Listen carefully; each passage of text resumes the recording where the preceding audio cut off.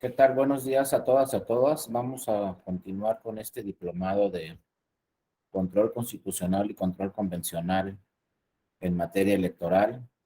El día de hoy y mañana vamos a ver lo que son las acciones de inconstitucionalidad en materia electoral. Vamos a empezar platicando sobre cómo está el sistema constitucional en otras partes en el mundo y luego vamos a revisar cómo está el sistema constitucional en México y finalmente vamos a revisar ya en materia electoral, cómo está enfocado también el sistema de control constitucional y control convencional en el Estado mexicano. Yo soy Darío Mora Jurado, estoy a sus órdenes.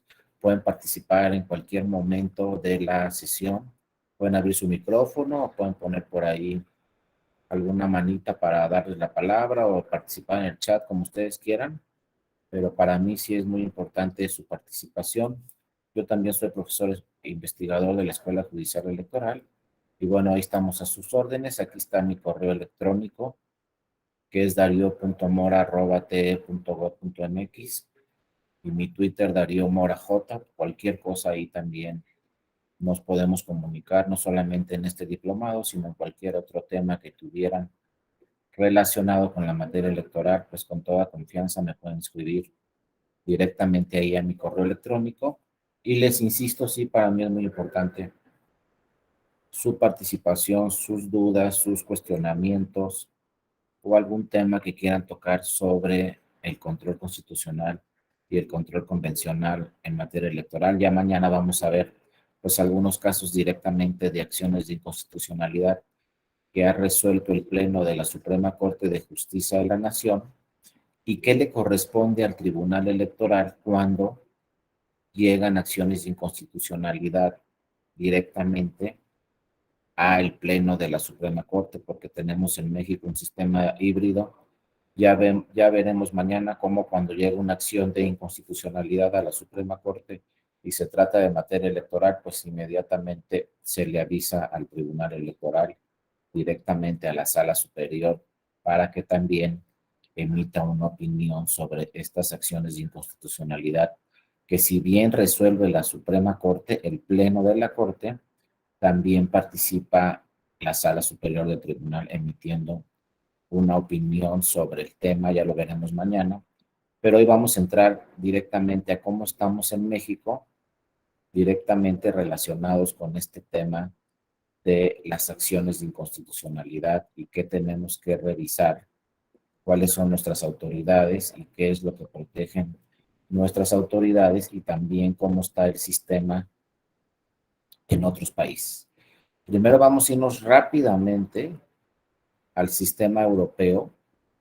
Recuerden que en el sistema europeo también hay, desde mi punto de vista, el sistema europeo es el sistema más avanzado en cuanto al control constitucional y al control convencional. En Europa es un sistema muy avanzado. Sin embargo, ojo, aquí la primera característica que tiene el sistema en Europa es que el control constitucional lo ejerce el Tribunal Constitucional Nacional. Por ejemplo, el Tribunal Constitucional Español, pues ejerce control constitucional en España, ¿no? El Tribunal Constitucional de Alemania, lo mismo, la Corte Constitucional en Italia, el Consejo Constitucional francés, pues obviamente en Francia, y así cada uno de los países en Europa ejercen un control constitucional. Sin embargo, son los tribunales constitucionales europeos, son tribunales de última instancia dentro de su país, pero no son de última instancia en el sistema europeo. Esa es la primera característica. Fíjense, las sentencias de los tribunales constitucionales europeos pueden ser revisadas por otros tribunales internacionales que son los tribunales europeos, como el Tribunal Constitucional, digo, el Tribunal Europeo de Derechos Humanos, o como el Tribunal de Justicia Europeo que está dentro de la Unión Europea. O sea, tenemos otros dos tribunales, el Tribunal de Justicia Europeo y el Tribunal Constitucional, el Tribunal, perdón, o la Corte Europea de Derechos Humanos. Entonces tenemos en Europa un sistema pues híbrido, un sistema nacional y luego un sistema supranacional. ¿Qué hacen los tribunales constitucionales en Europa? Pues revisan y protegen todas las normas que marca su propia constitución dentro de su estado. Pero cuando viene algún tema internacional, entonces se puede acudir a la instancia supranacional. En Europa, recuerden, todos los países que forman parte de la Unión Europea, pues todos esos países se someten a una jurisdicción europea.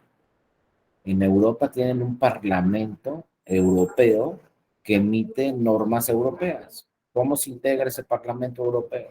Ese parlamento se integra pues con las legisladoras y los legisladores representantes de todos los países. Cada uno de los países tiene por ahí representación en el Parlamento Europeo. Obviamente los países que tienen más ciudadanas y más ciudadanos tienen más representantes en el Parlamento Europeo. ¿Qué hace ese Parlamento Europeo? Pues emite normas europeas, más allá de la norma que está dentro de mi estado, dentro de mi país.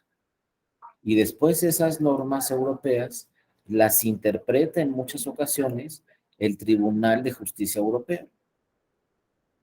Y este Tribunal de Justicia Europeo también emite jurisprudencia sobre la norma europea. Y esa jurisprudencia que emite ese Tribunal de Justicia Europeo es obligatorio para todas las naciones. Entonces, pues sí, tenemos tribunales constitucionales en cada uno de los estados europeos, pero se someten a una instancia supranacional. Entonces, imagínense que yo sea ciudadano o ciudadana, primero agoto las instancias nacionales y voy a llegar hasta el Tribunal Constitucional quizá. Cuando me resuelve el Tribunal Constitucional, pues yo como ciudadana o ciudadano europeo todavía tengo una instancia supranacional para que revise lo que se realizó en mi país, para que revise las sentencias del Tribunal Constitucional Nacional. Y no creo que les gusta mucho eso a los países nacionales, a los estados que forman parte de la Unión Europea, sobre todo a Francia. A Francia no le gusta nada que sean revisadas sus resoluciones que dicta Francia en última instancia. No les gusta nada esta jurisdicción supranacional. No les gusta nada que la Corte Europea de Derechos Humanos o el Tribunal de Justicia Europeo revise sus sentencias, revise sus resoluciones. Sin embargo, es la propia ciudadanía la que ha presionado a todos estos países a formar parte de la Unión Europea. Pero por ahí tenemos la excepción del Reino Unido. Acuérdense, Inglaterra, pues se salió de la Unión Europea hace algunos años. Su idea no era salirse de la Unión Europea y sometió a un referéndum a la ciudadanía si querían seguir en la Unión Europea o no querían seguir en la Unión Europea. En un momento dado, los ingleses presionaron al Estado inglés de alguna forma para que pues las provincias en Inglaterra tuvieran mayor fortaleza económica y de otros temas. Y entonces dijeron en Inglaterra, bueno, vamos a presionar al Estado y vamos a decirle que nos queremos salir de la Unión Europea para que no todo se concentre en Londres, sino las demás provincias también tengamos recursos económicos, etcétera. Pero lo vamos a presionar de una forma donde no se llegue a votar por la mayoría de la ciudadanía, separarnos de la Unión Europea, pero que sí vean ahí una presión. O sea, ¿qué hicieron los ingleses? Pues dijeron, vamos a votar más o menos un 35% de que nos queremos salir de la Unión Europea, porque económicamente en las provincias inglesas estamos muy mal. Entonces no nos sirve nada esto de estar dentro de la Unión Europea. Pero en realidad lo que querían era presionar al Estado inglés para que tuvieran más recursos económicos en provincia y no todos se concentraran en Londres. Entonces ellos calcularon que un 35% iban a votar por salirse de la Unión Europea. Pues no, votó más del 50%, no sé, ahí le salieron mal los cálculos, votó más del 50% y entonces se tuvieron que salir de la Unión Europea, aunque no querían en realidad la mayoría salirse. Así salió la votación en el referéndum, en un procedimiento muy interesante de participación ciudadana, y como ganaron los que se querían salir de la Unión Europea, pues se tuvieron que salir. El primer ministro hasta renunció, etcétera, pero se salieron. Entonces es el primer país que formó parte de la Unión Europea que ya se separó, ¿no? Acuérdense que en Inglaterra tienen un sistema anglosajón también muy avanzado. Sin embargo, todos los demás países todavía se encuentran dentro de la Unión Europea y todos los demás países en Europa pues tienen su propio tribunal constitucional y tienen sus propias autoridades legislativas, ejecutivas y sus propios tribunales. Sin embargo, allá, insisto, primero agotamos las instancias dentro de nuestro país y luego nos vamos a la justicia supranacional, donde el derecho europeo es el que va a privilegiarse y lo que diga el Tribunal de Justicia Europeo, pues se tiene que cumplir porque su jurisprudencia es obligatoria para todos los países que forman parte de la Unión Europea. Entonces ya sabemos, si somos ciudadanas o ciudadanos europeos, pues lo que vamos a hacer es primero agotamos la instancia nacional y si no se me protege, por ejemplo, un derecho humano que estoy haciendo valer porque se me ha restringido algún tema relacionado, se me ha afectado mi derecho humano, entonces me voy a la instancia supranacional. Me voy al derecho internacional, me voy al derecho europeo a que se me proteja ese derecho humano y muchas veces donde se le da protección ya directamente al derecho humano no es por parte del Tribunal Constitucional del Estado Nacional, sino muchas veces es en la instancia internacional, en la instancia europea. Entonces, para las ciudadanas y los ciudadanos europeos, pues sí les conviene mucho este sistema nacional y luego supranacional porque tienen dos instancias para que se protejan sus derechos humanos. En el tema de derechos políticos no hay una jurisdicción especializada en ningún país europeo. El mismo Tribunal Constitucional de cada uno de esos países europeos es el que protege también el tema de derechos políticos. No hay jurisdicción especializada como sucede en Latinoamérica. En Europa, pues vamos a acudir a la misma instancia, al mismo Tribunal Constitucional y después podremos acudir a los tribunales supranacionales como son la Corte Europea de Derechos Humanos o el Tribunal de Justicia Europea. Pero entonces fíjense, todas las instancias que tiene un ciudadano o una ciudadana europea para que se protejan sus derechos, incluyendo, insisto, los derechos políticos. ¿Qué pasa acá del lado de América? En América tenemos dos sistemas, el sistema anglosajón de Estados Unidos y Canadá y el sistema latinoamericano, ¿no? En el sistema anglosajón, ahí es muy distinto al europeo, completamente distinto. Allá también en Estados Unidos y, en Estados Unidos y en Canadá tienen sus tribunales constitucionales. Sin embargo, por ejemplo, la Corte de los Estados Unidos de América es la última palabra que existe en Estados Unidos. En Estados Unidos nunca les ha gustado, conforme a su sistema anglosajón, que viene del sistema inglés, en Estados Unidos nunca les ha gustado someterse a las instancias internacionales. Allá lo que diga la Suprema Corte de Justicia de Estados Unidos de América es la última palabra. Todas las sentencias que emite la Corte de Estados Unidos son precedentes obligatorios para las 50 o los 50 estados que forman la Unión Americana. Pero hasta ahí llegaron, insisto, en Estados Unidos no les gusta someterse a una instancia internacional. Entonces, los precedentes de la Suprema Corte, si ustedes son abogadas o abogados en Estados Unidos, van a ver que todos los asuntos se resuelven conforme a los precedentes de la Suprema Corte de Justicia de los Estados Unidos de América. Difícilmente van a ver en una sentencia de la Suprema Corte de Estados Unidos que se hagan valer tratados internacionales o normas internacionales. Allá dicen que es suficiente con el presidente de la Suprema Corte y no hay por qué acudir a la instancia internacional. No se someten a los tratados internacionales, no les gusta también someterse a la jurisprudencia de la Corte Interamericana de Derechos Humanos. Allá todo se basa en precedentes que emite la Suprema Corte de Justicia de la Nación.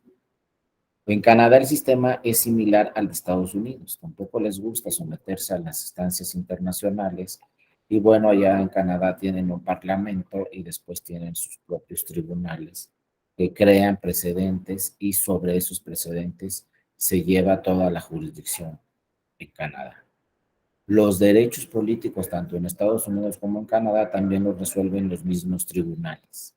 No tienen tampoco, como en Europa, una jurisdicción especializada en materia electoral. Entonces vean cómo las democracias más avanzadas en el mundo no hablan de una instancia especializada en derechos políticos. Pero las democracias más avanzadas en el mundo son distintas. Los países europeos tienen la instancia nacional y luego la instancia supranacional. Estados Unidos y Canadá y los ingleses tienen solamente la instancia nacional y sobre todo Estados Unidos no le gusta someterse a una instancia internacional, a los tratados internacionales, a la que dice la Corte Interamericana de Derechos Humanos. Sus precedentes, pues en Estados Unidos es la última palabra. Ahora, en Estados Unidos llegan muchísimos asuntos cada año a la Suprema Corte. Y entonces la Suprema Corte dice, pues yo no puedo resolver 1000 asuntos al año. No me da tiempo. Entonces lo que hace la Corte de Estados Unidos es seleccionar entre 80 y 90 asuntos al año. Son los únicos que va a resolver. Selecciona los asuntos más importantes y sobre todo selecciona los asuntos que van a crear un nuevo precedente en Estados Unidos. Si les llega un caso que ya se resolvió un caso similar, la Suprema Corte no ejerce sus facultades de atracción y no resuelve ese asunto. Porque si ya tengo aquí el precedente, es un asunto que me llegó hace 1 año, hace 2 años, hace 3 años, ya se resolvió aquí, este similar ya tengo el precedente. Entonces, en la selección de los asuntos de la Suprema Corte, siempre se seleccionan los asuntos que no hay precedente y son los que resuelve, que son entre 80 y 90 al año. Cuando los resuelve, crean jurisprudencia. Un solo asunto. Es lo que está pasando en México con la reforma a las normas que tuvimos constitucionales y legales del año pasado, al Poder Judicial Federal, pues se reformó y ahora un precedente crea jurisprudencia. Pasamos de la jurisprudencia de 5 asuntos en un mismo sentido, en cualquier materia, a un solo asunto que se resuelva la Suprema Corte, como son estas acciones de inconstitucionalidad, crean ya un precedente obligatorio para todos los tribunales. Ya estamos dejando un poco este tema de 5 resoluciones en un mismo sentido, porque muchas veces tardábamos 3, 4, 5, hasta 6 años en tener la jurisprudencia, es decir, en que la Corte resolviera 5 asuntos en un mismo sentido. Pues para que sea más eficiente la justicia en México, con la reforma que se hizo al Poder Judicial Federal, ahora con un solo precedente, se va a sentar jurisprudencia y va a ser obligatoria para todos los tribunales en el país. Un solo asunto que resuelva la Suprema Corte. Dentro de estos asuntos están las acciones de inconstitucionalidad. Entonces vean cómo ahí nos estamos pareciendo un poco al sistema de Estados Unidos. Porque Estados Unidos durante mucho tiempo solamente con que resuelva la Corte de Estados Unidos ya esa resolución crea precedente y ya ese precedente es obligatorio para todos los países de la Unión Americana. En México vamos en ese sentido ya con las resoluciones que emita la Suprema Corte de Justicia de la Nación.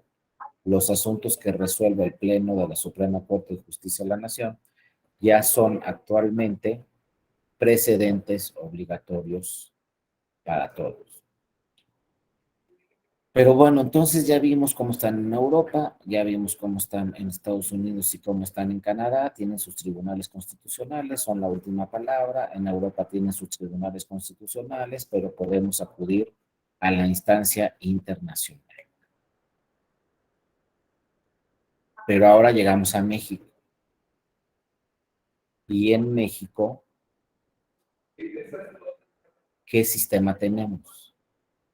¿El sistema europeo o el sistema anglosajón como es Estados Unidos, Canadá e Inglaterra?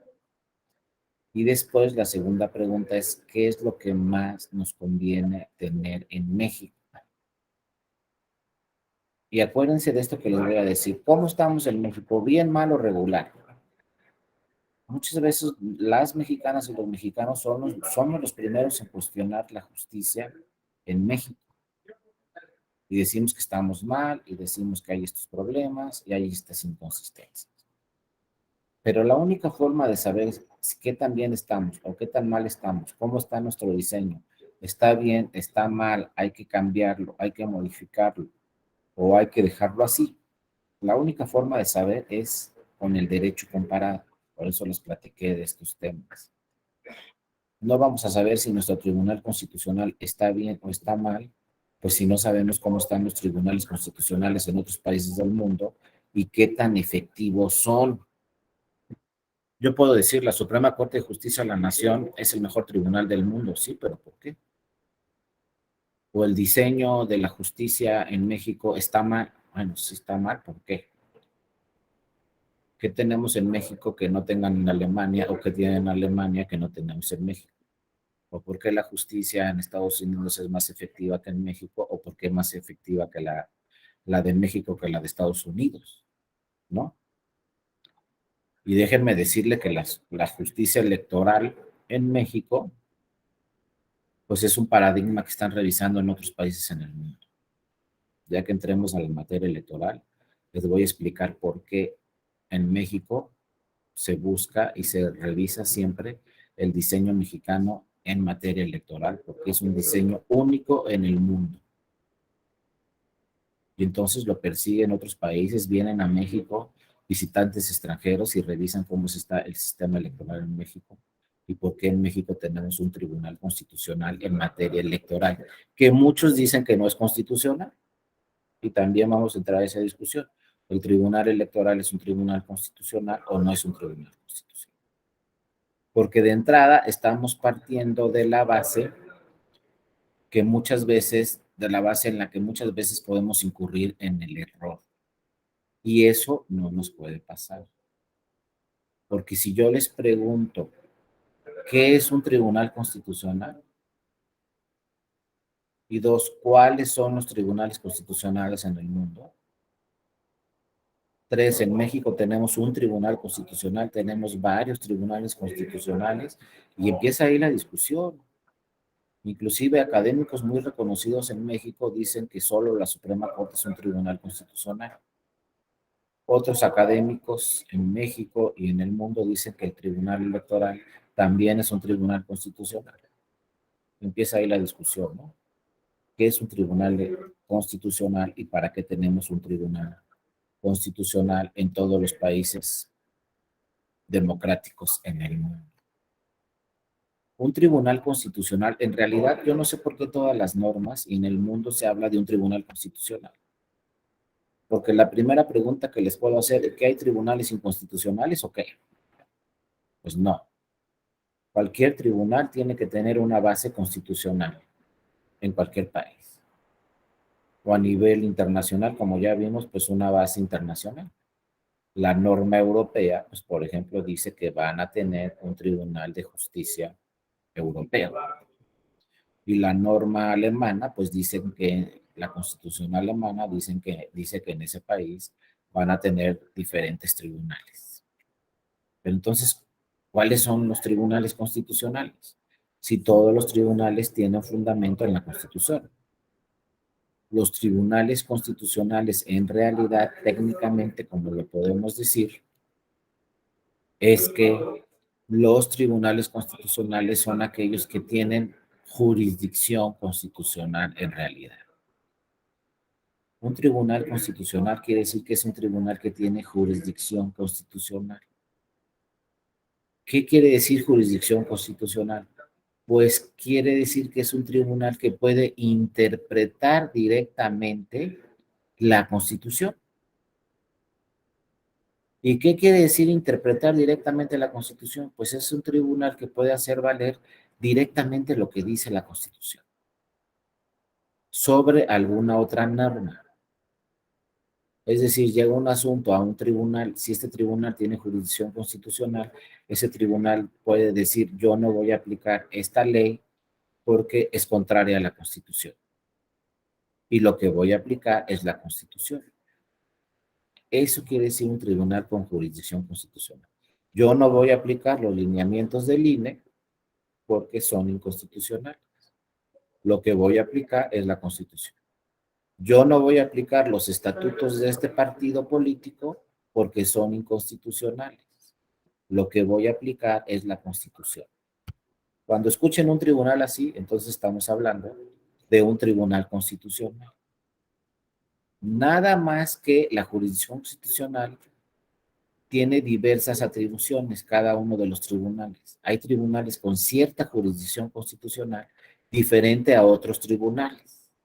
¿A qué me refiero con esto? Que hay tribunales que pueden declarar la invalidez de una norma cuando sea inconstitucional. Ese es un tipo de jurisdicción constitucional. Pueden declarar la invalidez. Y de repente llega un asunto y entonces el Tribunal Constitucional dice, se declara la invalidez de esta norma porque es inconstitucional. ¿Qué está pasando en ese momento?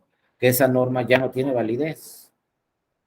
¿Qué norma? Pues puede ser un artículo, dos artículos, tres artículos de una norma, o puede ser la norma completa, toda, porque es un tribunal que tiene jurisdicción constitucional y su jurisdicción constitucional específica es declarar la invalidez de cualquier ley contraria a la Constitución. Pero hay otro tipo de jurisdicción constitucional. ¿Cuál? Cuando un tribunal puede declarar la inaplicación, fíjense cómo no es lo mismo, por un lado es invalidez o por otro lado es la inaplicación de una norma cuando ésta sea inconstitucional.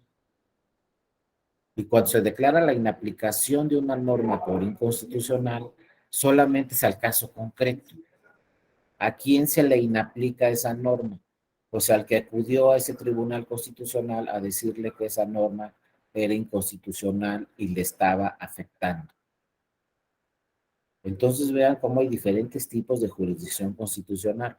Algunos tribunales constitucionales pueden declarar la invalidez de la norma, otros tribunales constitucionales o con jurisdicción constitucional pueden declarar la inaplicación de la norma.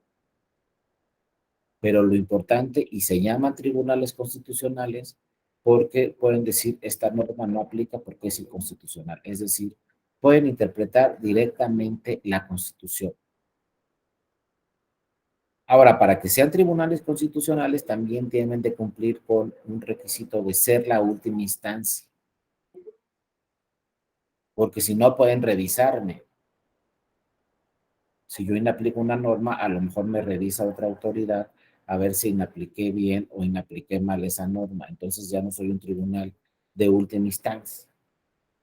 Para ser un tribunal constitucional tengo que ser de última instancia para que efectivamente al yo inaplicar una norma o declarar la invalidez de la norma, se pueda crear un precedente, ya sea fijo y obligatorio para todos. Entonces debe ser un tribunal de última instancia, ¿no? Así entonces, pues como ya vimos, en Europa hay tribunales constitucionales, son de última instancia y declaran la invalidez en muchos casos de las normas o inaplican normas por inconstitucionales. Nada más que en Europa hay la segunda instancia. La Suprema Corte de Estados Unidos de América, pues es un tribunal constitucional de última instancia, tiene jurisdicción constitucional y emite precedentes que son obligatorios para todos. Sin embargo, fíjense, la Suprema Corte de Estados Unidos en pocos casos declara la invalidez de una norma o inaplica una norma. En el sistema anglosajón, en realidad, lo que se dice, este asunto se tiene que resolver de esta forma. El criterio que aplica es este, sin pronunciarse sobre las normas. Simplemente en Estados Unidos, en Canadá y en Inglaterra lo que dicen, el criterio que debe aplicar es este. Y no se pronuncian sobre la invalidez o inconstitucional de una norma, solo en casos muy excepcionales. Pero no les gusta en esos países anglosajones, pues revisar al legislador o a las legisladoras y decir, ¿sabes qué? Te equivocaste y la norma que aprobaste está mal. Simplemente lo que ellos hacen es decir, a ver, tenemos dos normas, esta que está en la ley y esta que está en otra ley, la que aplica es esta. O tenemos dos normas, esta la legal y esta la constitucional, la que aplica es la constitucional, para no enfrentarse al poder legislativo, para no enfrentarse al parlamento. En México no. En México directamente los tribunales constitucionales que tenemos sí se enfrentan al poder legislativo, porque sí tienen atribuciones y las hacen valer, y de repente ustedes van a ver cómo la Suprema Corte dice, pues se declara la invalidez de esta norma. ¿Por qué se está enfrentando al Poder Legislativo? Porque le está diciendo, ¿sabes qué? La norma que aprobaste es inconstitucional, no tiene validez.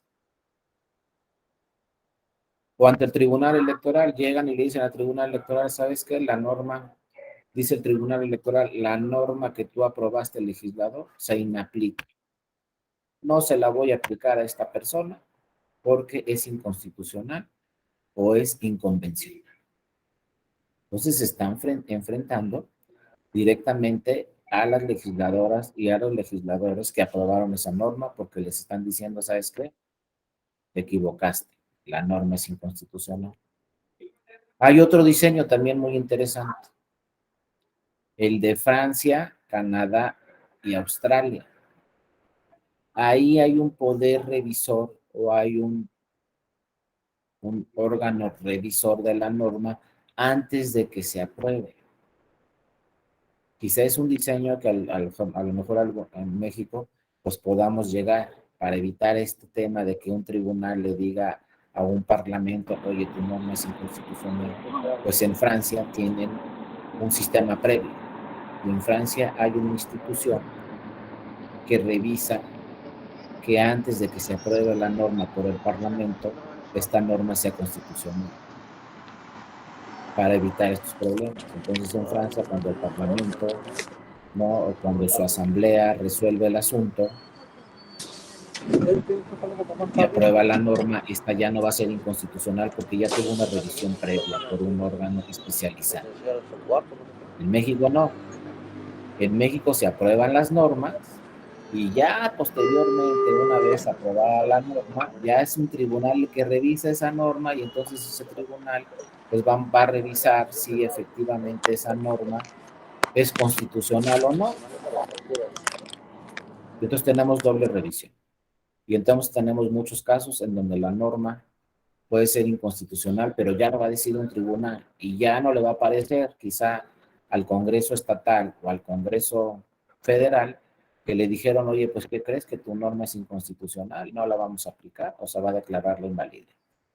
Entonces quizá, por ejemplo, si aquí en el Congreso de la Unión, en el Senado de la República o en la Cámara de Diputadas y Diputados tuviéramos por ahí un órgano que revisara las normas antes de que se aprobaran, a ver si son constitucionales o no, pues podría ser de alguna forma eficiente esa institución, como sucede en Francia, para que no suceda lo que sucede en México. Llegan los asuntos a los tribunales constitucionales y entonces son los tribunales constitucionales los que le dicen al Parlamento o al Congreso, ¿sabes qué? Tu norma es inconstitucional. No tiene validez o no la vamos a aplicar para resolver este caso.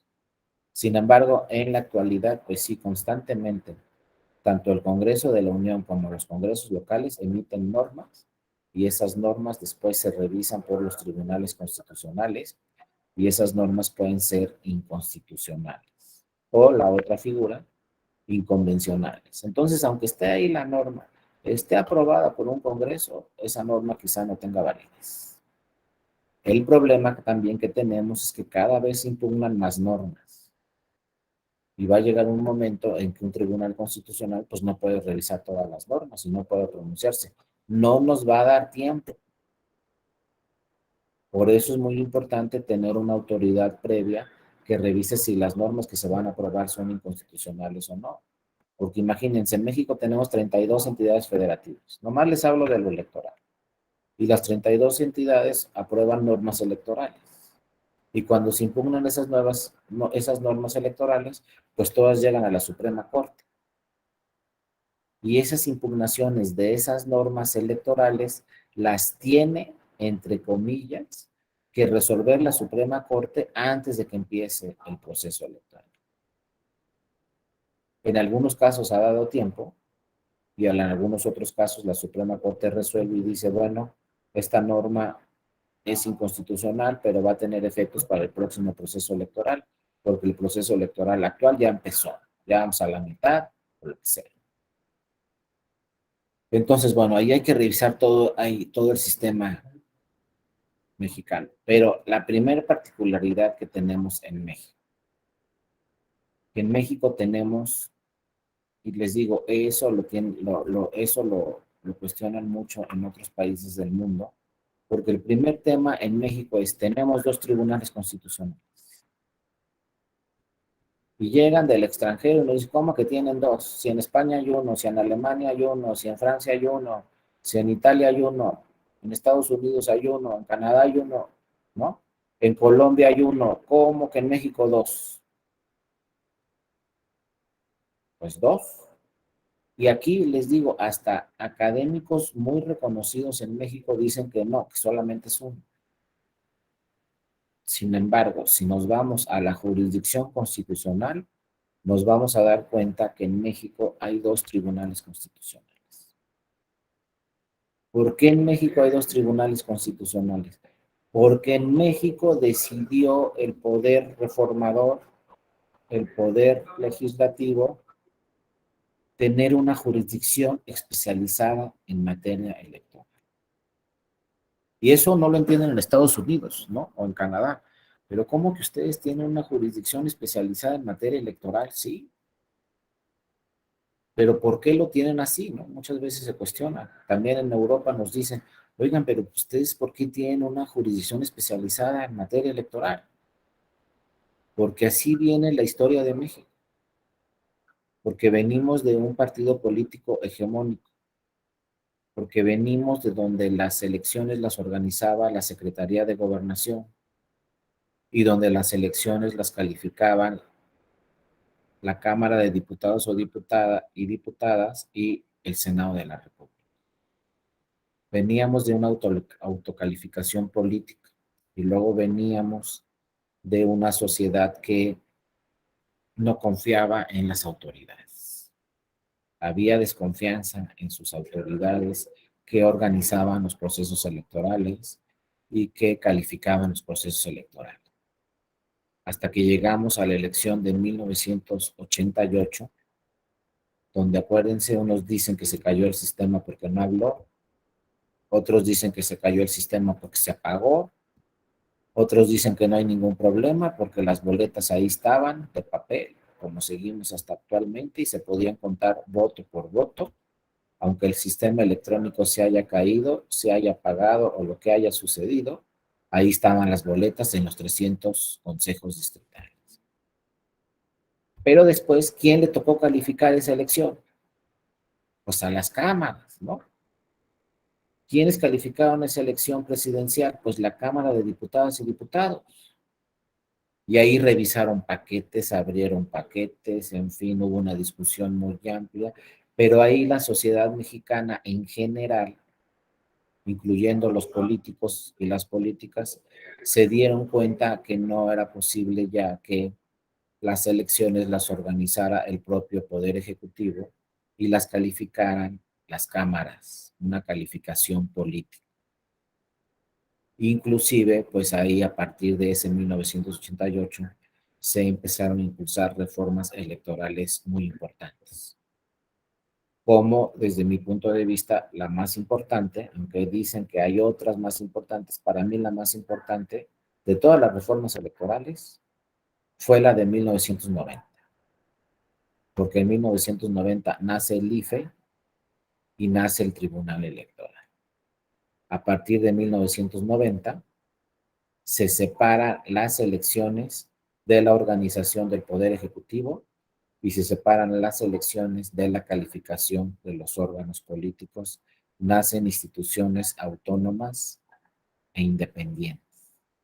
Fue ahí, desde mi punto de vista, ahí donde hay un punto y aparte sobre el sistema electoral en México. Antes, cuando se calificaban por los órganos políticos, y ahora que ya se califican por órganos jurisdiccionales y ya no se organizan por el propio Poder Ejecutivo. Lo mismo sucedía a nivel local. ¿Quiénes organizaban las elecciones locales? Pues el gobernador del estado. Y no digo la gobernadora porque no había. La primera gobernadora que tuvimos fue 1979. Antes ninguna gobernadora organizaba las elecciones en su estado porque no había gobernador. Pero bueno, los gobernadores organizaban la elección y ¿quién la calificaba? El Congreso del Estado. Una calificación política y luego si en los congresos estatales y en el federal era el mismo partido el que tenía las mayorías, pues ahí estaba el sistema, ¿no? Con un partido hegemónico que calificaba las elecciones vía sus legisladoras, vía sus legisladores. Entonces el parteaguas fue en 1988. La reforma de 1990 fue una reforma muy importante, donde nacen estas dos instituciones y sobre todo se le quita al Poder Ejecutivo la organización de las elecciones y poco a poco, hasta 1993, es cuando finalmente el Tribunal Electoral es el que emite sentencias en última instancia, porque en 1990 en algunos medios de información resolvió el Tribunal Federal Electoral y sus sentencias podían ser revisadas por el Poder Legislativo. Fue hasta 1993 donde las sentencias del Tribunal Electoral ya no podían ser revisadas por el Poder Legislativo, eran de última instancia. Porque antes de 1990, por ahí, en algún tiempo, se le dio atribuciones a la Suprema Corte que resolviera un recurso de reclamación sobre materia electoral. ¿Pero qué creen que hizo la Suprema Corte? Nunca resolvió ese recurso de reclamación porque su sentencia podía ser revisada por el Poder Legislativo. Entonces dijo la Suprema Corte, yo soy el máximo órgano jurisdiccional en el país y no puedo dejar que mis sentencias las revise el Poder Legislativo. Por lo tanto, no voy a resolver ningún recurso de reclamación y no se resolvió ningún recurso de reclamación en materia electoral. Entonces fue hasta 1990 donde se creó por primera vez ya un Tribunal Federal Electoral. El primero fue por 87, pero era un tribunal electoral administrativo, ya un tribunal federal electoral de plena jurisdicción de legalidad se creó en 1990. El famoso Tribunal Electoral, Tribunal Federal Electoral, que le decían TRIFE, y actualmente al Tribunal Electoral le siguen diciendo TRIFE, pero en realidad el actual tribunal es Tribunal Electoral del Poder Judicial de la Federación. Pero bueno, ahí empezamos entonces con una jurisdicción electoral especializada. Porque en 1990 se dijo, bueno, ¿y la Corte qué competencia tiene en materia electoral? No, pues ninguna. Toda la competencia en materia electoral la tiene el Tribunal Federal Electoral. Y empezaba ahí el problema, bueno, entonces tenemos un tribunal electoral. ¿Quién revisa sus sentencias? Pues primero el Poder Legislativo, en 1993, nadie. Son de última instancia. Y entonces ahí la Suprema Corte dijo, bueno, yo no, ¿por qué no puedo revisar las sentencias del Tribunal Electoral? Porque es una jurisdicción especializada. Viene otra reforma muy importante, pero ya no electoral, sino al Poder Judicial Federal, la reforma de 1994. También, desde mi punto de vista, la reforma más importante del Poder Judicial Federal. Acuérdense, la Suprema Corte eran 25 ministras y ministros, de 25 pasan a solamente 11 y se le dan atribuciones a esta Suprema Corte de Justicia de la Nación en 1994 de ser un tribunal constitucional. En 1994 nace este medio de impugnación de la acción de inconstitucionalidad para todas las materias. Y esta acción de inconstitucionalidad en 1994 decía que la Suprema Corte puede declarar la invalidez de una norma cuando se estime inconstitucional. Entonces viene ahí el tema contra el Poder Legislativo, ¿no? Ahora sí, en 1994, la Suprema Corte es un tribunal con jurisdicción constitucional y la más amplia. Hay que decir la más amplia, que vía las acciones de inconstitucionalidad puede declarar la invalidez de cualquier norma cuando se estime inconstitucional. Entonces, por primera vez en México, tenemos un verdadero tribunal con jurisdicción constitucional, un verdadero tribunal constitucional. Luego viene la reforma de 1996, una reforma electoral también muy importante. En esa reforma de 1996 ya el tribunal, el famoso TRIFE, Tribunal Federal Electoral, pasa a ser el Tribunal Electoral del Poder Judicial de la Federación. Es decir, se incorpora al Poder Judicial de la Federación. Y viene la primera duda, bueno, ya se incorporó al tribunal, al Poder Judicial de la Federación, entonces sí, la Suprema Corte va a ser el órgano superior, porque ya el tribunal está incorporado al Poder Judicial de la Federación, y entonces el máximo órgano del tribunal, en el Poder Judicial de la Federación es la Corte. Pues no, no fue así como se pensaba, que las sentencias del Tribunal Electoral, ya incorporado al Poder Judicial de la Federación, las pudiera revisar la Suprema Corte. No, no quedó así el sistema. Se incorporó el Tribunal Electoral al Poder Judicial de la Federación, pero su sentencia seguía diciendo la Constitución y sigue diciendo actualmente, son definitivas e inatacables. Y entonces, en 1996, acuérdense también, se le da jurisdicción al Tribunal Electoral del Poder Judicial de la Federación en materia federal, en las elecciones federales, pero también en materia local. Todos los asuntos que se resuelvan en las 32 entidades federativas en materia electoral los puede revisar el Tribunal Electoral. Y se ordena también en esa reforma de 1996 crear un instituto estatal electoral en cada entidad federativa y crear un tribunal electoral en cada entidad federativa. Lo que ahora se llama OPLES, que desde mi punto de vista no me gusta nada ese nombre de OPLES, pero así se llama, ¿no? OPLES, bueno, en ese tiempo eran los institutos estatales electorales.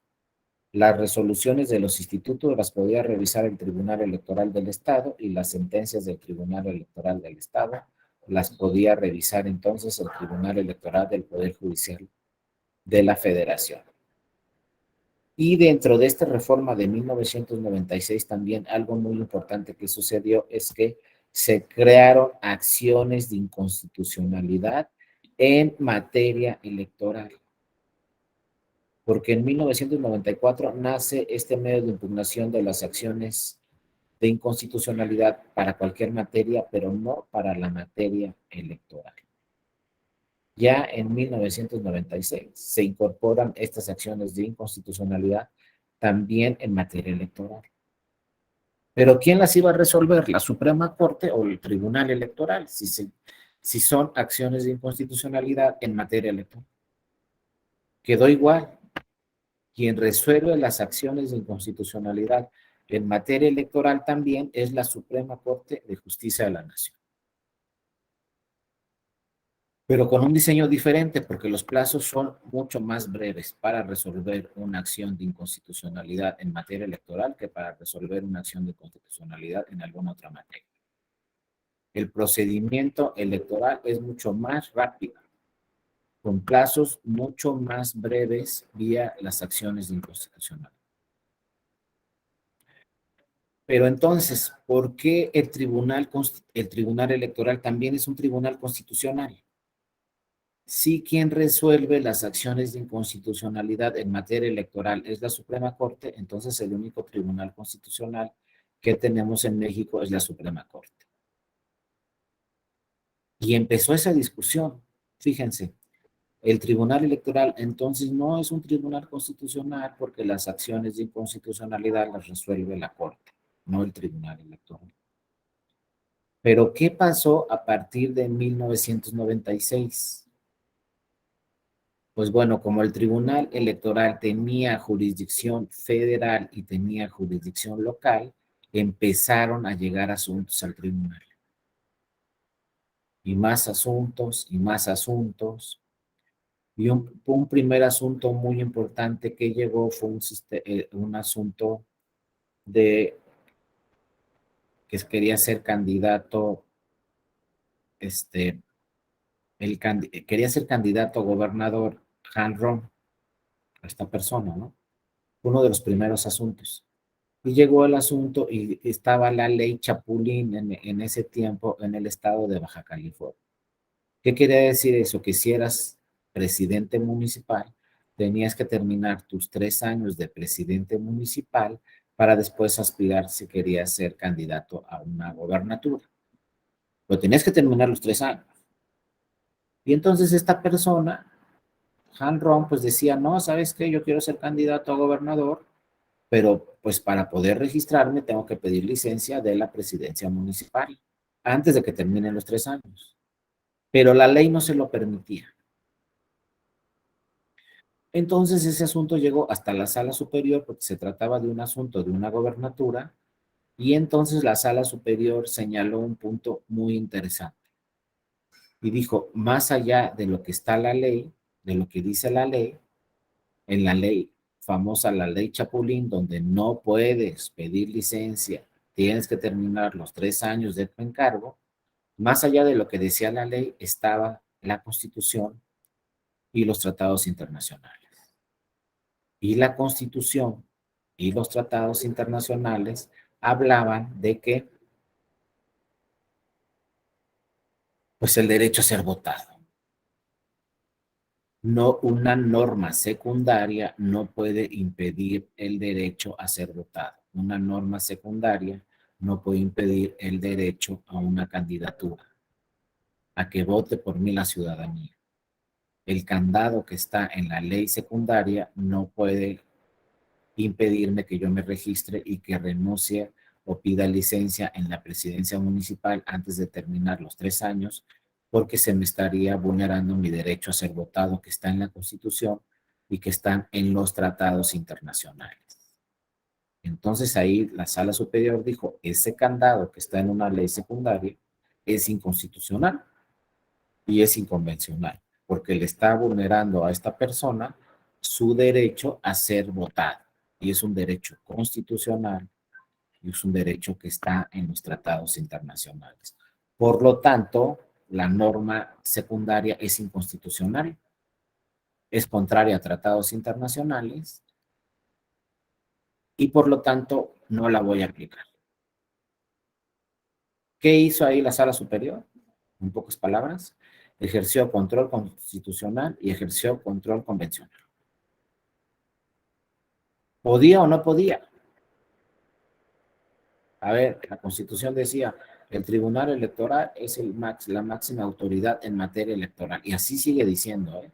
El Tribunal Electoral es la máxima autoridad en materia electoral.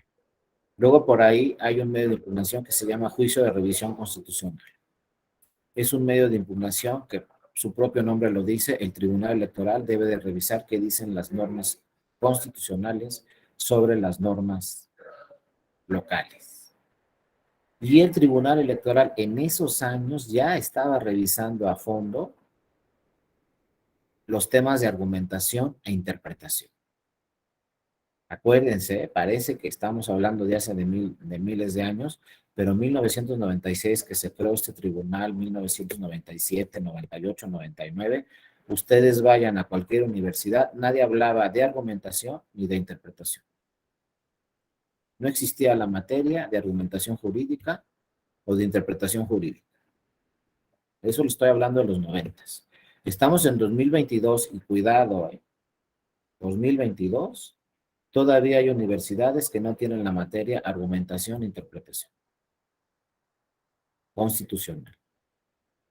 Entonces, ¿cómo vamos a aprender estos temas si en la universidad no tenemos esa materia?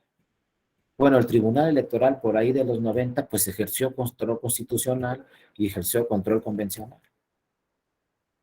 Y dijo, ¿saben qué? Pues vamos a aplicar la Constitución y vamos a aplicar los tratados internacionales, porque yo soy la última instancia en materia electoral, si no lo hago yo, ¿quién lo va a hacer?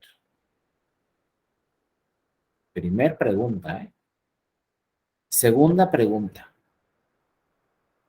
Nos da tiempo, fíjense, esta es importantísima porque todavía está vigente. ¿Nos da tiempo de acudir a la instancia internacional para ver ese caso de Hanron? ¿O no nos da tiempo? El candidato dijo, quiero registrarme para la candidatura al gobierno del estado. ¿Da tiempo de ir a la Corte Interamericana? A que nos diga la Corte Interamericana, oye, está bien, está mal. Sí se puede registrar, no se puede registrar. Es inconstitucional la norma que tiene el candado, no es inconstitucional. Es contraria a los tratados internacionales la norma que tiene el candado o no es contraria. ¿Da tiempo? No da tiempo. Ese es un tema muy importante. En materia electoral, no da tiempo de ir a la Corte Interamericana de Derechos Humanos para resolver el caso concreto. No se les pase ese tema nunca. Sí da tiempo de ir a la Corte Interamericana en materia electoral para que después en otros procesos electorales se revise eso que dijo la Corte Interamericana de Derechos Humanos. Por ejemplo, el caso de Castañeda. Castañeda quería ser candidato independiente. Fue al tribunal, fue a la Suprema Corte. Y en el tribunal y en la Suprema Corte le dijeron, es que sabes que no hay una legislación, no hay un medio de impugnación, primero, para que vengas, y dos, no hay una legislación que regule las candidaturas independientes. ¿Qué le pasó a Castañeda? Fue candidato independiente, no pudo ser candidato independiente en ese proceso electoral. Sí se fue después a la Corte Interamericana. Pasaron unos años, la Corte Interamericana le dio la razón.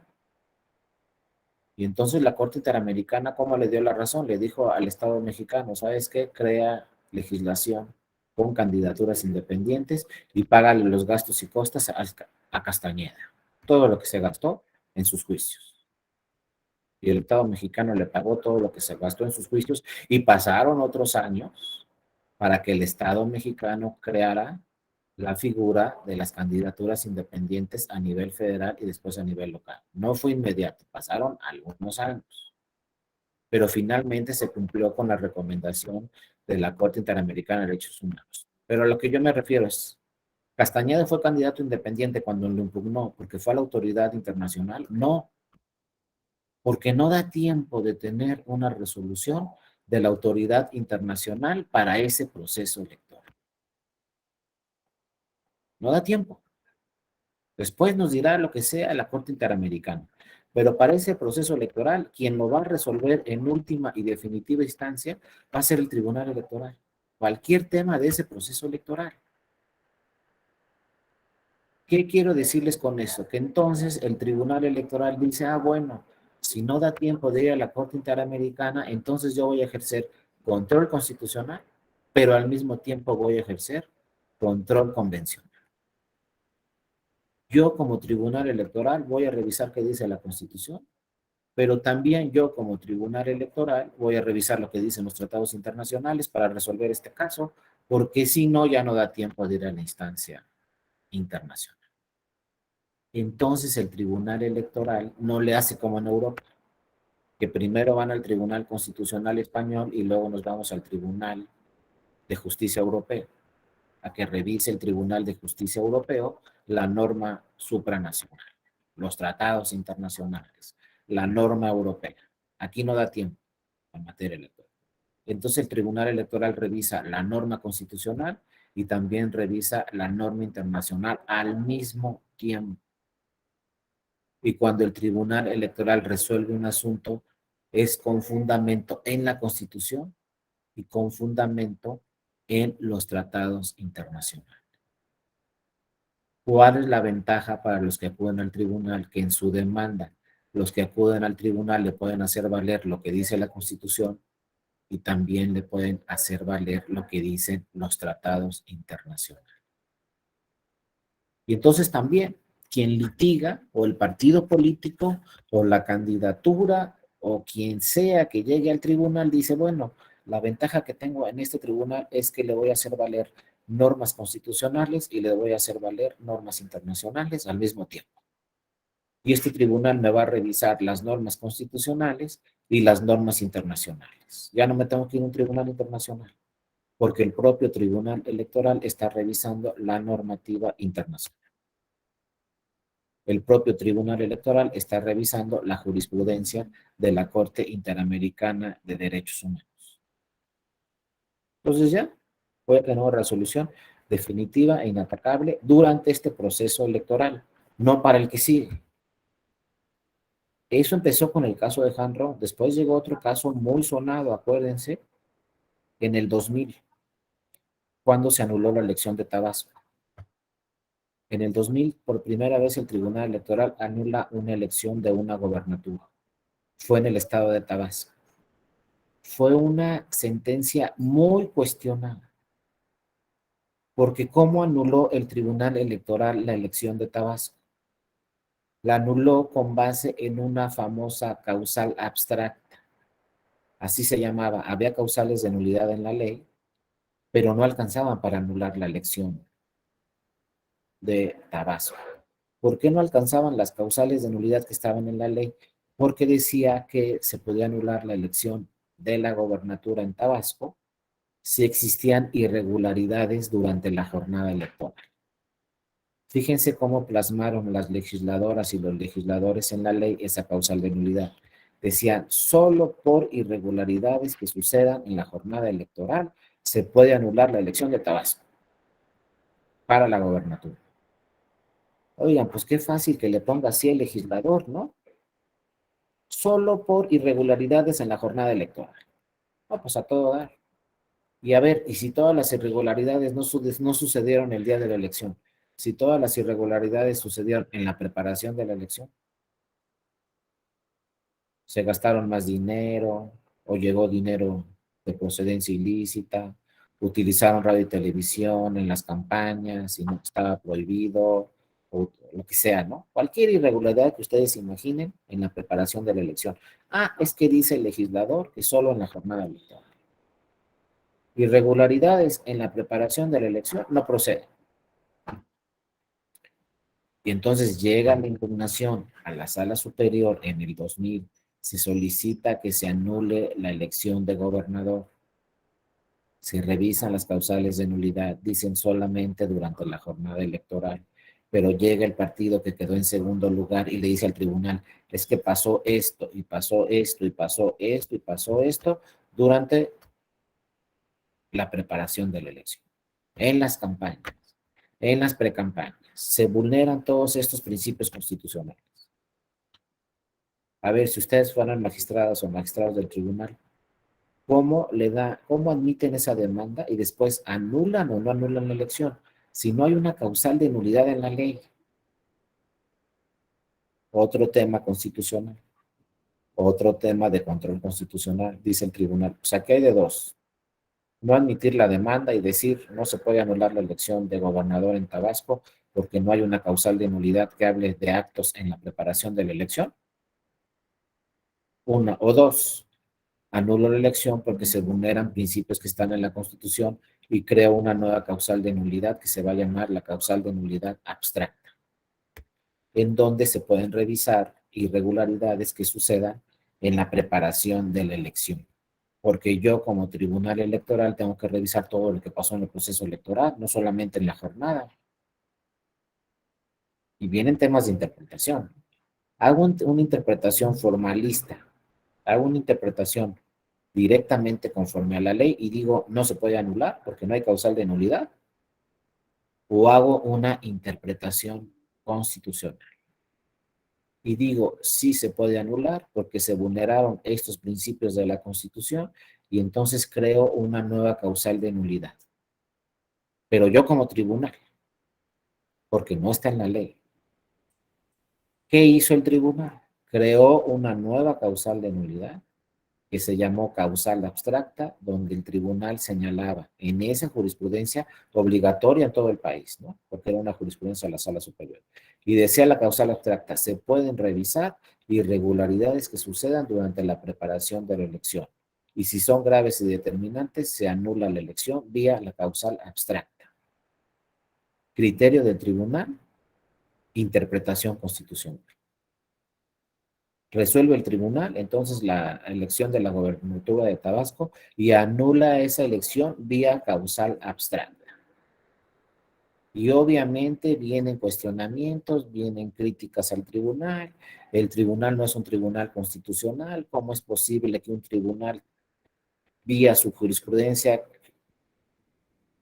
cree una nueva causal de nulidad que se llame causal abstracta? ¿De dónde se la sacó?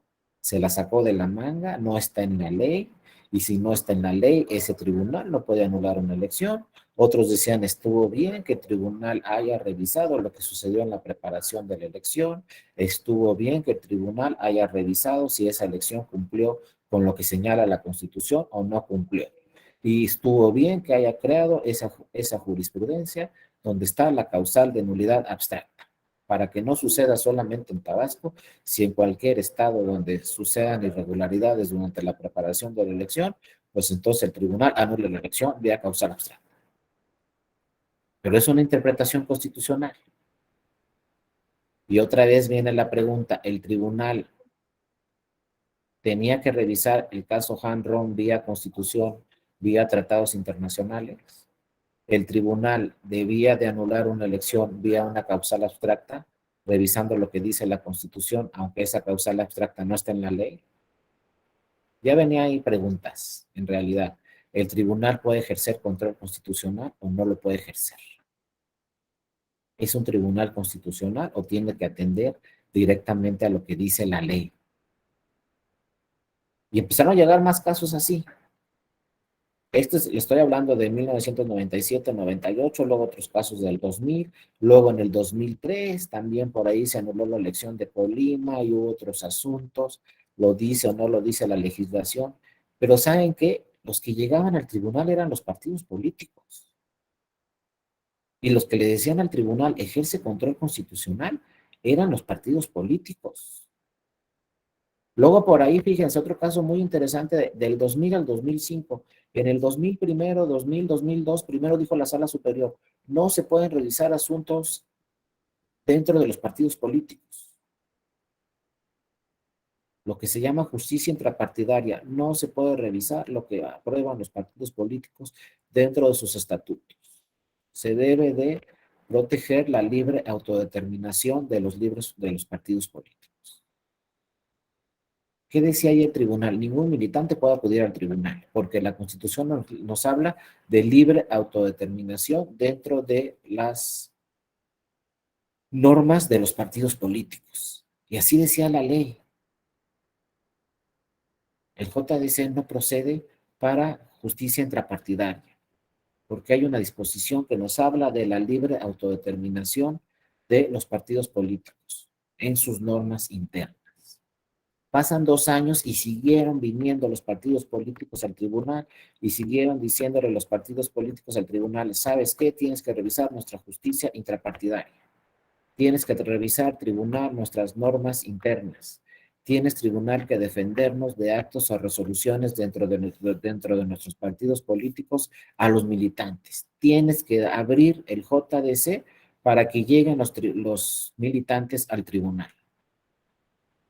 ¿Quiénes le decían eso al tribunal? Pues los militantes de los partidos políticos. Oye, ya te estoy presentando un JDC, resuélvemelo. Pero libre autodeterminación dentro de los partidos políticos es una disposición constitucional. Y entonces le decían la militancia al tribunal electoral, oye, no, pero tienes que revisar que exista la justicia intrapartidaria dentro de mi partido. Luego llegaron los del Verde, oye, todos los estatutos de mi partido político dicen que todas las decisiones las toma la dirigencia y no nos toman en cuenta los militantes. Los estatutos del Verde Ecologista son inconstitucionales, no son democráticos. Todas las decisiones las toma la dirigencia. Entonces, abrimos el JDC para que lleguen los militantes o no, pues para abrir el JDC y que lleguen los militantes al tribunal alegando algún tema, algún acto o resolución dentro de sus partidos o alegando alguna norma estatutaria dentro de sus partidos, pues teníamos que hacer una interpretación constitucional, el tribunal, y decir, bueno, si bien es cierto que está la libre autodeterminación dentro de los partidos políticos, también por otro lado está el artículo 17 de la Constitución, muy importante, que nos habla de tutela judicial efectiva. Y si la militancia está diciendo al tribunal, oye, revisa, porque aquí se me está vulnerando este derecho político dentro de mi partido, revisa las normas internas, ¿qué pasa con la tutela judicial efectiva? No, pues es que dentro de los partidos hay órganos de justicia. Sí, pero los órganos de justicia muchas veces no se integran, muchas veces no resuelven el asunto. Tu tribunal resuelve. Pero para que el tribunal le diera entrada al JDC, tenía que ser una interpretación constitucional. Entonces, por ahí del 2004, 2003, 2004, le abrió la puerta el Tribunal Electoral vía JDC a todos los militantes de los partidos políticos. Pero volvió a ser una interpretación constitucional. Y a partir del 2003, 2004 ya se revisan todas las normas intrapartidarias, todos los actos y resoluciones dentro de los partidos. Primero deben de agotar la instancia dentro de su partido los militantes y si no están de acuerdo con la resolución de su partido pueden acudir al Tribunal Electoral. ¿Y saben qué? Desde que se creó el Tribunal de 1996 a 2022, los asuntos que más han llegado al tribunal son JDC de militancia dentro de los partidos. Son los asuntos que más han llegado al tribunal electoral desde que se le abrió la puerta por ahí del 2003 a esta JDC para impugnar instancias intrapartidistas, para impugnar actos dentro de sus partidos, inclusive para impugnar normas estatutarias. Son los que más van al tribunal, en pocas palabras, los militantes dentro de los partidos políticos, de todos los partidos políticos, sin excepción. Inclusive dirigentes de partidos políticos también han acudido al tribunal por actos o resoluciones dentro de su partido. Pero es una interpretación constitucional. Y seguíamos en lo mismo. ¿El tribunal electoral es un tribunal constitucional o no es un tribunal constitucional? Después viene un tema muy importante en el 2000. Del 2000 al 2002, entonces la Suprema Corte de Justicia de la Nación emite por ahí del 2002 una contradicción de tesis, donde por un lado se decía el Tribunal Electoral es un tribunal constitucional, por otro lado se decía el Tribunal Electoral no es un tribunal constitucional, no puede ejercer control constitucional. No puede interpretar la norma constitucional. Llegó esa contradicción de tesis al Pleno de la Suprema Corte y el Pleno de la Suprema Corte señaló el único tribunal que puede interpretar la Constitución es el Pleno de la Suprema Corte de Justicia de la Nación.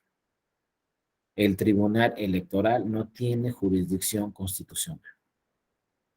Entonces, después de esta contradicción de tesis del 2002, entonces el Tribunal Electoral, por ejemplo, tuvo que dejar de ejercer control constitucional.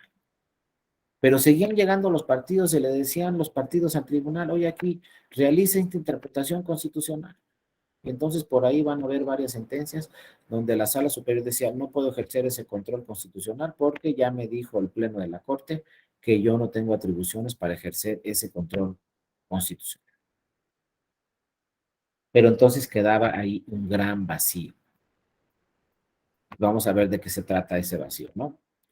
Bueno, como les decía, en 1996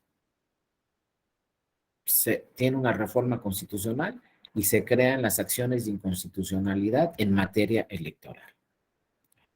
Pero entonces estas acciones de inconstitucionalidad que nacieron en 1996 en materia electoral, las resolvía la Corte también. Entonces parece que en 1996 realmente el único tribunal con control constitucional, con jurisdicción constitucional, era la Suprema Corte. Entonces veamos qué sucedía ante la Suprema Corte y cuáles son los problemas que todavía tenemos. Primero, bueno, tenemos la acción de inconstitucionalidad en materia electoral. ¿Para qué es? Para impugnar normas electorales. ¿Cuándo las vamos a impugnar? 30 días después de que se aprueba la norma. Nada más 30 días naturales después. Por ejemplo, en Colima se aprueba el Código Electoral de Colima. Yo les voy a poner varios ejemplos de Colima, porque soy de Colima, entonces ya me los sé todos de memoria, ¿no? En Colima se aprueba el Código Electoral, ¿no? Se tiene 30 días para impugnar una o varias normas de ese Código Electoral. Bueno, muy bien. ¿Quiénes aprobaron ese Código Electoral? Fíjense cómo está el sistema. Pues los partidos políticos o la mayoría de los partidos políticos. Bueno, pues resulta que esos partidos políticos que aprobaron esa norma, después pueden ir a la Suprema Corte a impugnar esa norma. 30 días naturales, una vez que se publicó la norma electoral, se puede impugnar ante la Corte. Nada más en ese plazo. ¿Qué se puede impugnar ante la Corte de esa norma electoral? Un artículo, dos artículos, tres artículos o toda la norma entera, ¿eh? Como ya sucedió en Colima y en Oaxaca, que se impugnó toda la norma. Bueno, ya vamos a la Corte, impugnamos 5 artículos, 6 artículos o toda la norma electoral. Primer problema. ¿Quiénes pueden ir a la Corte? Partidos políticos, 2/3 partes del Congreso del Estado, 2/3 partes del Senado, 2/3 partes de la Cámara de Diputadas y Diputados, ¿no? Entre otras autoridades. Pero las ciudadanas y los ciudadanos podemos ir, no podemos ir. Solamente pueden ir los partidos políticos. Entonces por ahí dicen que la acción de inconstitucionalidad pues no es un medio de impugnación tan democrático que digamos, porque las ciudadanas y los ciudadanos no podemos ir. Entonces, a ver, yo soy ciudadano, se aprueba una norma electoral en Colima. Advierto que hay una norma inconstitucional. No puedo ir a impugnarla porque soy ciudadano. Fíjense, a lo mejor después quiero ser candidato, pero por lo pronto soy ciudadano, no puedo impugnar esa norma. Oye, pero yo estoy viendo que es inconstitucional esa norma. Pues sí, no puedes ir tú. Solamente pueden ir los partidos políticos. Entonces, primera pregunta, ¿así lo dejamos? ¿Que nada más vayan las autoridades, los legisladores y las legisladoras, los partidos políticos, pero la ciudadanía no? ¿O qué hacemos? Ahora, ¿qué dicen las legisladoras y los legisladores? Es que no podemos abrirle la puerta a los ciudadanos, porque si le abrimos la puerta a los ciudadanos nos pueden llegar 5,000 acciones de inconstitucionalidad. ¿A qué hora la Suprema Corte va a resolver 5,000 acciones de inconstitucionalidad? Porque 5,000 ciudadanos impugnaron una norma. Bueno, a lo mejor lo que se puede hacer es que un grupo de ciudadanas y ciudadanos puedan presentar la acción de inconstitucionalidad, pero que tenga que tener 1,000 firmas, 2,000 firmas o 3,000 firmas. No digo que uno por uno, pero sí un grupo de ciudadanos puedan acudir a la Suprema Corte. Sin embargo, eso no está, ¿eh? Solamente pueden ir actualmente los partidos políticos. Entonces, imagínense, en Colima se aprueba una norma y la norma dice, si quieres ser gobernador o gobernadora, necesitas 40 años de residencia. Entonces, imagínense que ustedes o yo querramos ser candidata o candidato a la gobernatura de Colima, pero la norma dice 40 años de residencia. Oye, yo tengo 25, ¿no crees que es suficiente? Pues sí, claro que es suficiente, pero ¿qué crees? La ley dice 40. Ah, vamos a impugnarla. No podemos ir.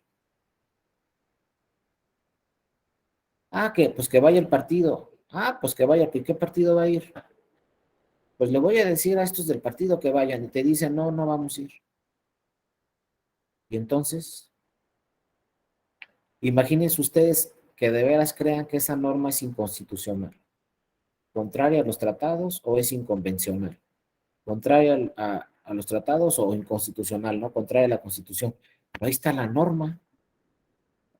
No la quieren impugnar los partidos, no la quieren impugnar las legisladoras y los legisladores, ninguna otra autoridad. Entonces la norma va a quedar vigente, porque no pudimos ir vía acción de inconstitucionalidad a impugnarla. Pero yo que quiero ser candidato después, ya estoy viendo que esa norma me va a afectar.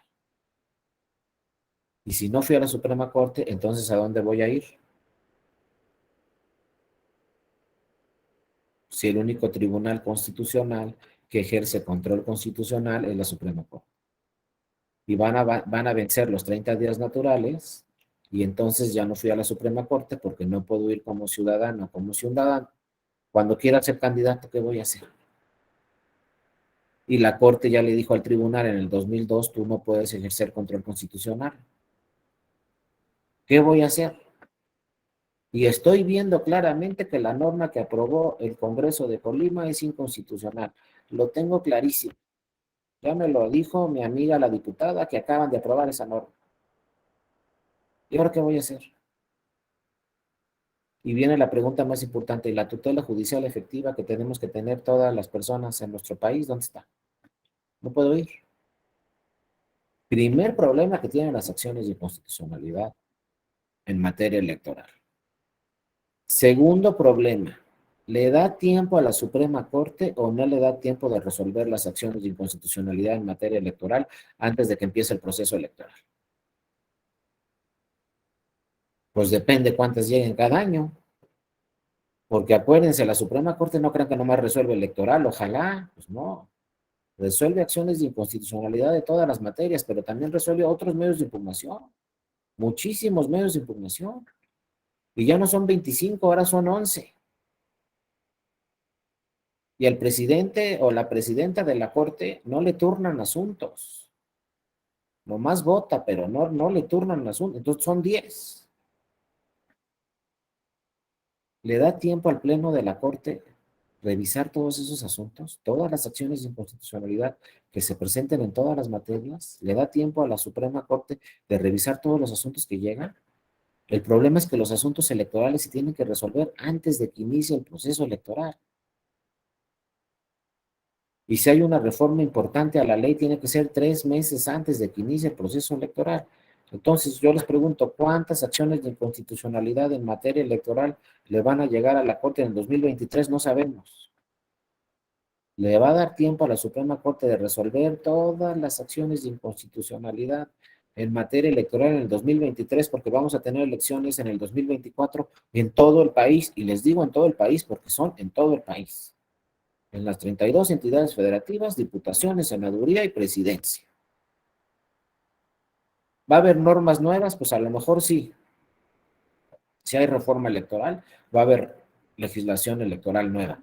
¿Se va a poder revisar ante la Corte toda la nueva legislación o toda la que ya tenemos ahorita antes de que inicien todos los procesos electorales? Porque acuérdense que cada estado puede reformar su legislación hasta 3 meses antes de que inicie el proceso electoral. Todos los estados van a tener elecciones en el 2024. Entonces, en el 2023, si hacen reformas estatales a su legislación, pues se tiene que revisar muchas acciones de inconstitucionalidad que quizás se presenten en el 2023 antes de que inicie el 2024. ¿Da tiempo o no da tiempo? Porque la autoridad, que es la Suprema Corte, resuelve todo tipo de medios de impugnación. Pues no sabemos. Segundo punto, muy importante. Primero, no podemos ir las ciudadanas o los ciudadanos. Segundo, ¿cuántas pueden llegar y le da tiempo a la Suprema Corte de resolver o no le da tiempo a la Suprema Corte de resolver? Tercer punto muy cuestionado. Para que se declare la invalidez de una norma por parte de la Suprema Corte se necesitan 8 votos. de 11 ministras y ministros. ¿Está bien? ¿Así? ¿Que muchas veces la minoría gane? ¿Así lo dejamos? Porque en muchos casos gana la minoría del pleno. Porque si 4 ministras y ministros dicen que la norma es válida y 7 dicen que la norma es inválida, que la norma es inconstitucional, si eso lo dicen 7, ganaron los 4 que dijeron que es válida y perdieron los 7 que dijeron que es inválida, porque la ley nos dice 8.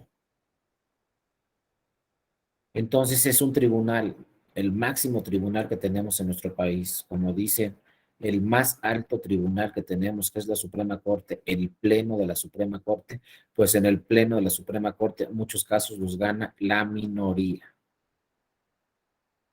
¿Está bien eso o no está bien eso? Que si dicen 4, la norma es válida, entonces los 7 que dijeron la norma es inconstitucional, perdieron el asunto. Y así está actualmente, ¿no? No solo en materia electoral, cualquier acción de inconstitucionalidad necesita 8 votos de 11. Ahora, si uno va a los debates de las legisladoras y de los legisladores cuando se creó la acción de inconstitucionalidad, pues hay que revisar por qué le pusieron 8 votos y no la mayoría simple. Si son 11, pues está fácil. Si son 6 contra 5, pues ganan los que son 6 y pierde la minoría que son 5, pero no lo quisieron dejar así. Buscaron la mayoría calificada y dijeron, deben ser 8 votos de ministras y ministros. 8. Y entonces viene ahí la duda, bueno, ¿por qué 8? ¿Por qué una mayoría calificada? Y dicen en los debates cómo se justifica este tema, dicen que porque es muy importante, o sea, no es cualquier cosa lo que va a hacer la Suprema Corte, el Pleno. Lo que va a hacer es declarar la invalidez de una norma que aprobó todo un Congreso estatal, o va a declarar la invalidez de una norma que aprobó la Cámara de Diputados y Diputadas, una norma federal.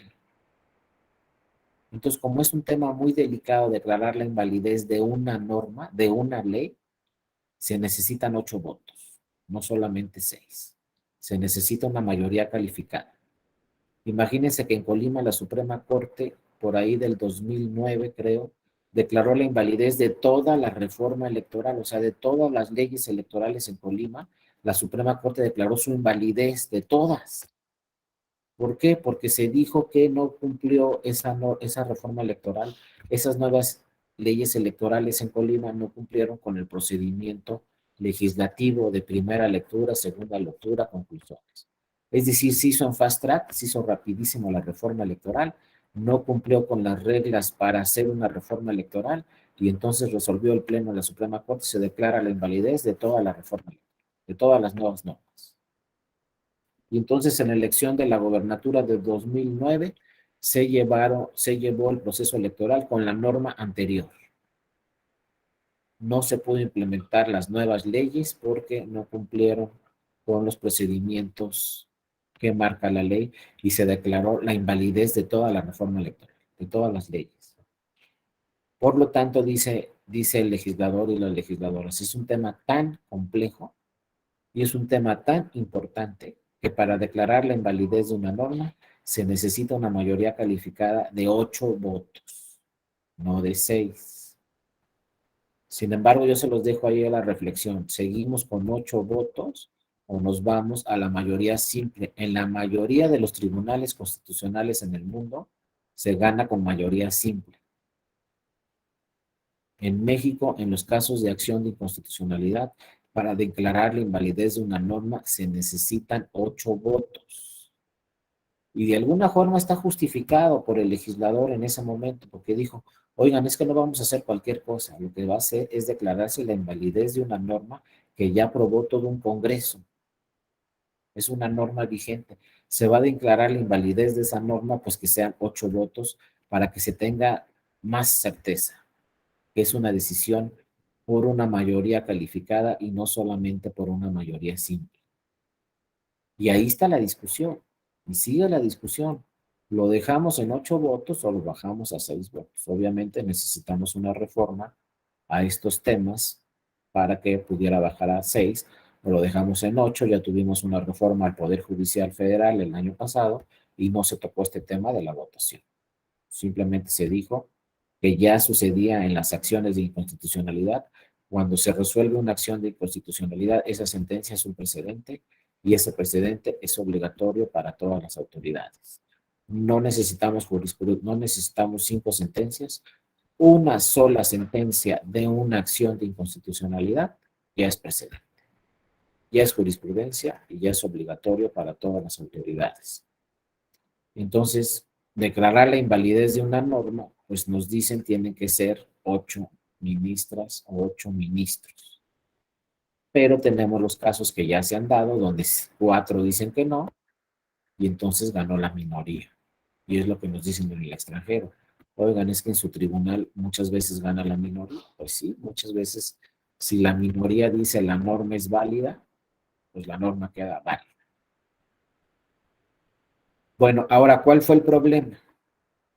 El problema es que imagínense que les decía ese caso que es inventado por mí, ¿no? De 40 años de residencia. No puedo ir yo como ciudadana o ciudadano a la corte. Si no va ningún partido, esa norma que dice 40 años de residencia queda vigente. Y entonces luego yo como candidato voy a ir con un partido y me va a decir el partido, sí, regístrate. Nosotros te vamos a registrar como candidato. Y voy a ver 40 años de residencia. Ah, nomás tengo 25. Entonces voy a impugnar la norma. ¿A dónde la vas a impugnar? Si no, puedes ir a la corte y ya vencieron los plazos. Pero oye, la norma es inconstitucional. Pues sí, a lo mejor la corte te hubiera dicho que es inconstitucional. Y a lo mejor la corte hubiera declarado la invalidez de esa norma, porque 40 años de residencia, ¿en qué parte del mundo se piden 40 años de residencia? Entonces puede ser que la norma sí sea inconstitucional, o puede ser que la norma sí sea inconvencional, sí. Nada más que no fue ningún partido. No fueron diputadas y diputados del Congreso de Colima, no fueron diputadas y diputados del Congreso Federal, ni senadores, ni senadoras, ni el fiscal, ni el presidente de la Comisión de Derechos Humanos, no fue ninguna autoridad. Entonces, ¿cómo le vamos a hacer? Oye, pero la norma es inconstitucional. Pues sí, ya no fue nadie. Entonces, los partidos políticos y sus candidaturas advirtieron que estaba esa laguna ahí muy clara en la ley. Y decían, oye, pues si la norma queda vigente porque nadie la impugnó ante la Corte, pues va a ser una norma vigente, inconstitucional a lo mejor, que me está afectando a mí como candidato o candidata y que está afectando a mi partido político y la norma quedó ahí vigente. Entonces los partidos políticos seguían yendo al tribunal y el tribunal les contestaba, es que ya me dijo la Corte que yo no puedo ejercer control constitucional, no puedo interpretar la Constitución para determinados casos. Bueno, entonces viene, y ya con eso terminamos el día de hoy y seguimos mañana ya directamente con las acciones de inconstitucionalidad, algunos casos prácticos. Entonces viene la reforma 2007-2008 y en la reforma 2007-2008 se reforma la Constitución en su artículo 99 y se dice el Tribunal Electoral puede inaplicar normas cuando se estimen inconstitucionales al caso concreto. ¿Qué dicen las legisladoras y los legisladores en el 2007 con esa reforma constitucional? El Tribunal Electoral también es un tribunal que puede ejercer jurisdicción constitucional. Nada más que va a ser, a diferencia de la Corte, al caso concreto. Y la Corte puede declarar la invalidez de la norma para todos y el tribunal solamente puede inaplicar esa norma para el caso concreto. ¿Cuál es el caso concreto? El que vaya al tribunal y le diga, esta norma me está afectando y es inconstitucional o también es inconvencional. Por lo tanto, a partir del 2007 podemos decir claramente que el tribunal ejerce jurisdicción constitucional. Y como es un tribunal de última instancia y sus sentencias son definitivas e inatacables, entonces podemos decir que es un tribunal constitucional, es decir, que es un tribunal con jurisdicción constitucional. Porque, ojo, las sentencias del Tribunal Electoral no las puede revisar la Suprema Corte de Justicia de la Nación.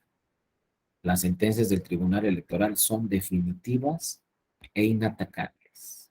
Por lo tanto, tiene jurisdicción constitucional, es un tribunal que puede interpretar la Constitución y es un tribunal que en un momento dado puede decir se inaplica esta norma por inconstitucional. O también por la otra figura, por inconvencional, porque es contraria a los tratados internacionales. Ya vamos a ver mañana directamente lo que dice el primero de la Constitución, pero el tribunal lo viene diciendo desde que se creó este tribunal de 1996. Ya el Tribunal Electoral, si revisan sus sentencias, viene ejerciendo control constitucional y control convencional desde ese caso de Han Rom y otros casos después, ya viene ejerciendo control constitucional y control convencional. Lo que luego quedó claro en el 2007 y luego lo que quedó claro con la reforma al primero de la Constitución en el 2011, donde ya se dice claramente que, bueno, no solamente el Tribunal Electoral, sino y la Suprema Corte, sino cualquier otra autoridad puede ejercer control convencional y control constitucional. Y entonces, si vamos a acudir al Tribunal Electoral, pues ya sabemos que lo primero que le tenemos que hacer valer al Tribunal Electoral es lo que dice la Constitución y lo que dicen los tratados internacionales, frente a cualquier otra norma.